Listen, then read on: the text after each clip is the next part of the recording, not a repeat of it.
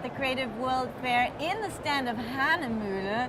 We've been explaining a lot about paper. Obviously there will be a lot more to talk about, a lot more different grades and styles and varieties and grams of papers.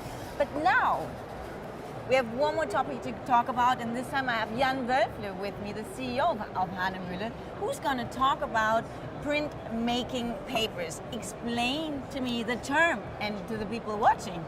Yes, the printmaking papers are traditional analog papers, uncoated papers. We have a sizing, a surface sizing inside the papers, and now those papers become very usable for digital printing technologies as well, such as UV printing, HP Indigo, Lambda, and the other variety of digital printing technologies. So let's have a look at the papers that you have sitting right here. This is a smaller format. I mean, you have obviously all kinds of formats, I believe. What's the largest in format? The largest format, B1 size, like a very large sheet size. We can basically cut to whatever sheet size you would like. And that I mean, is like something. 2 meters? 3 meters? Yes, you can 2 meters, 3 meters, 100 meters length, whatever really? you want. Wow.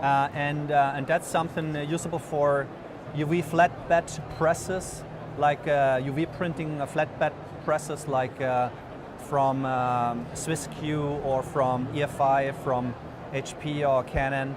So those UV printing flatbed presses can handle the so-called printmaking sheets.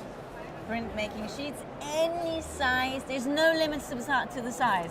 To the width, the width is according to the width of our printing machine, but the length is hundreds and thousands of meters according to the length of the jumbo roll, we call it. Jumbo roll, wow. And the machine, how big is, I mean, would it be the height or the width or the depth? How would you call it? So we can go up to 2 meters wide width, and in the length typically it's up to 2,000 meters. Wow. Depending on thickness. Has that happened? What's the largest print that you? No, with the largest print we have so far made is about 125 meters width and about 10 meters length. 10 meters length. Okay.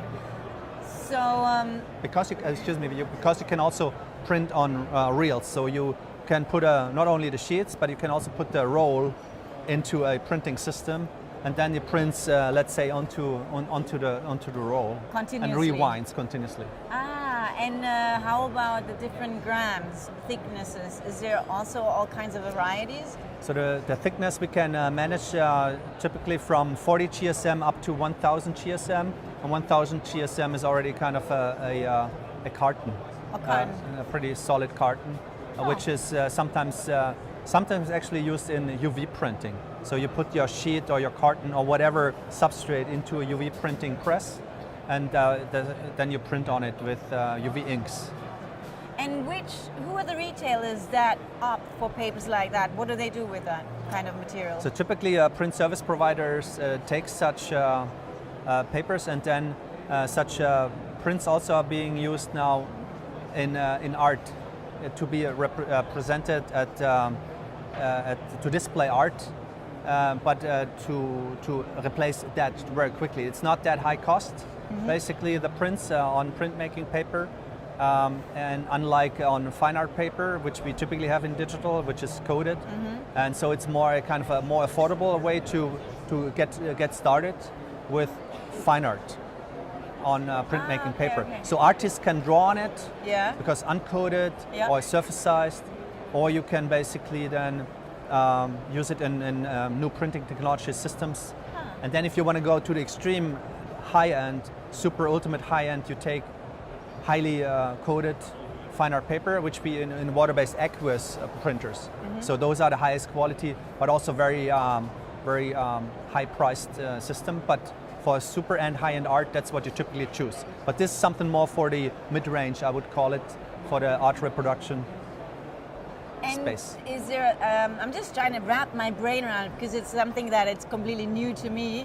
I mean, being a kid growing up in the fashion industry, I know papers that are always like laced with something. So for the first time I'm touching this, you can do analog printing, or like, what are the different techniques you can? Analog printing as well. So we have just recently also published a book on hemp paper, uncoated hemp paper. You can print with offset presses on uncoated hemp, paper. Offset press. That's a traditional printing technology. But also we just recently printed on uncoated hemp paper a book with a digital printing machine. And that's of course very unique also in book printing. Yeah. Those printmaking papers which are uncoated are something for also even book printing applications.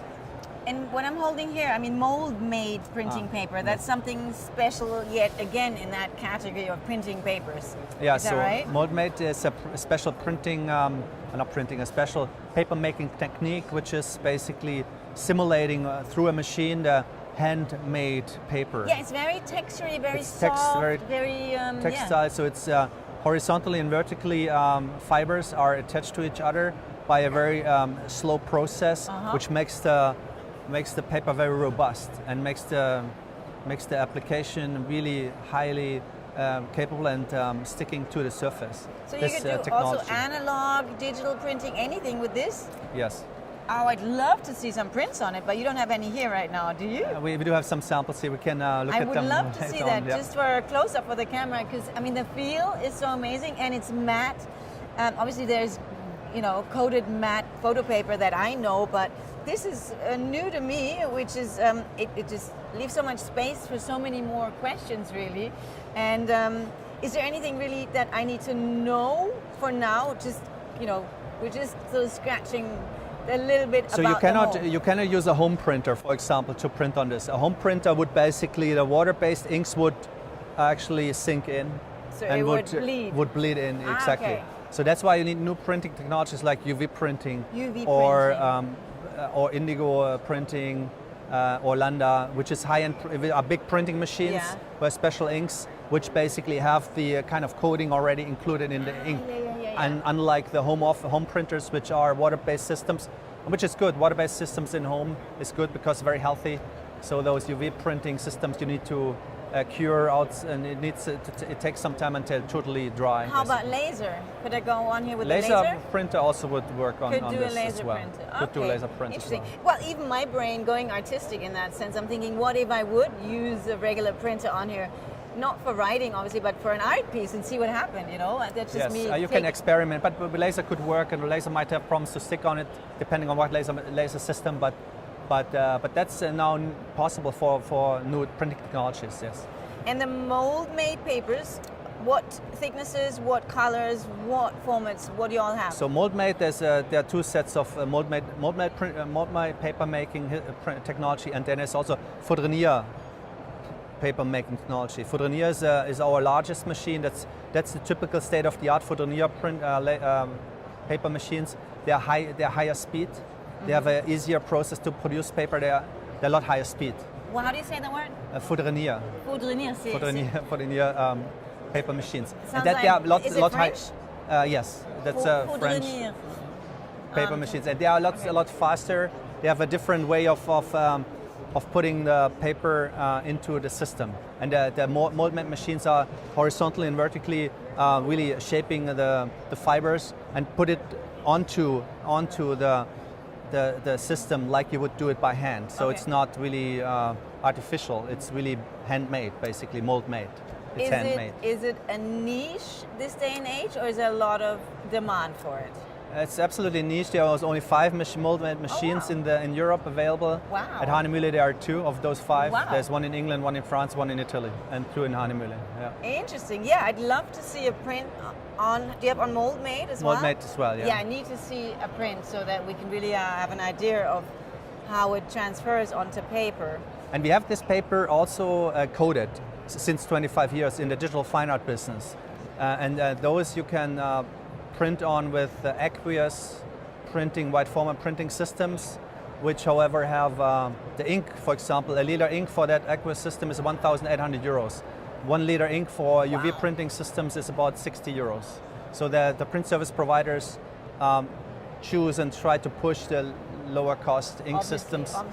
And slowly but surely the technology of UV printing becomes acceptable in comparison with water-based inks. Okay. But water-based still has the edge in terms of quality and everything. That's no question with high quality coating, because I would shoot myself in the foot if I would not be able to basically present our digital fine art papers even at the higher end in terms of quality and longevity as well. Very interesting, very interesting. For me, it's really just a whole new chapter that's opening up, and I'm like, oh, I'm awestruck. I want to see some prints on the Mould-made paper. Yeah, maybe we get to see some prints that you have here. Otherwise, that's to come. Anything you'd like to add? Yes, and we do have actually here very high and wide format samples at the wall, which you can look at later on. This is the size, for example, which you typically would use in a offset sheet fed press or indigo press or a Landa press, for example, from a digital side.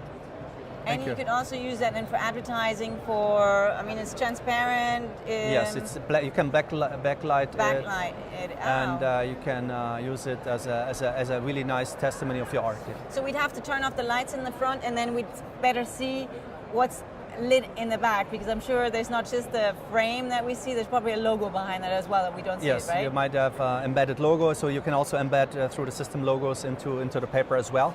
With our Mould-made machine, because it's very slow, we can put frames on the paper press, and then you have your own logo embedded into the paper actually as well. Interesting. Wow, because yeah, it's so textury. I mean, it feels really. It's my second favorite paper to touch, apart from the other one, which has nothing to do with this range. The velour that touches like a peach. It's a whole new experience for me. So that's also a whole new experience for me. I had no idea about these printmaking papers, analog and digital. You can go either way, any format.